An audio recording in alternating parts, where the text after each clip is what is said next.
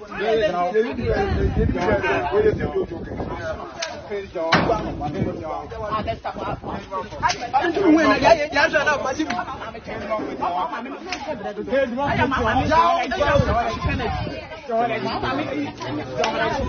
yeah, man. Oh, we go school. I'm going to jump on you. Hey, boy.